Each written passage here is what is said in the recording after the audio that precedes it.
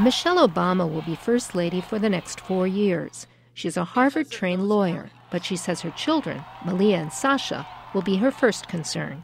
She's also interested in helping military families.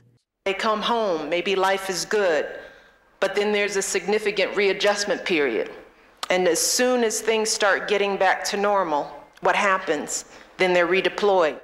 Martha Washington, the wife of the nation's first president, also took an interest in military veterans, but as times have changed, so have First Ladies.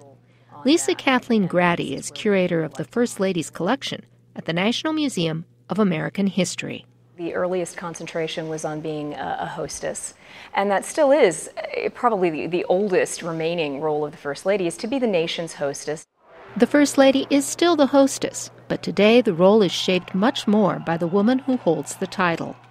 Jacqueline Kennedy in the early 1960s restored historic furnishings to the White House. It just seemed to me such a shame when we came here to find hardly anything of the past in the house. Lady Bird Johnson sought to beautify the nation and took an active role in the Head Start program for early child development. Betty Ford was a supporter of the Equal Rights Amendment and, as a cancer survivor, a voice for breast cancer awareness.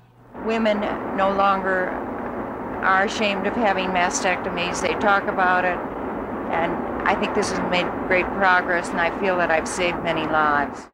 Nancy Reagan campaigned against drug abuse. Barbara Bush advocated for literacy, as did Laura Bush. She has also become a voice for women's rights in other countries. I've met thousands of women from many nations, and I've seen that women everywhere have the same dreams. First Ladies have long served as unofficial ambassadors. Eleanor Roosevelt was the first. She also traveled throughout the United States. Alida Black is project director of the Eleanor Roosevelt Papers at George Washington University. She felt that her role was to really reach out to the American people and to learn from them about what they wanted in policy that could help make their lives better.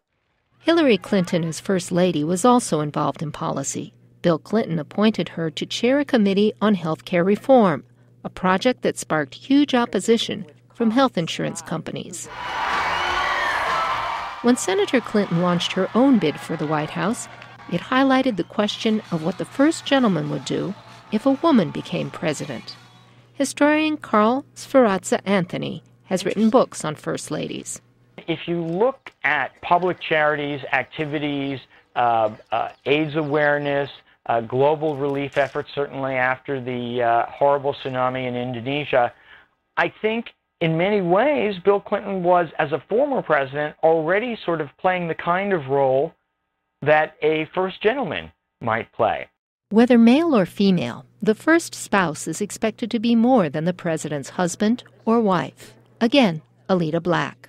You want the First Lady or the First Gentleman to really give them the moral support that your own spouse gives you. But at the same time, you expect them to be smart, tough, put the country first, not have their own ego get in the way, and be able to roll up your sleeves and work. Michelle Obama will no doubt discover in the weeks and months ahead how she can meet the needs of the president and the nation as First Lady. Susan Logue, VOA News, Washington.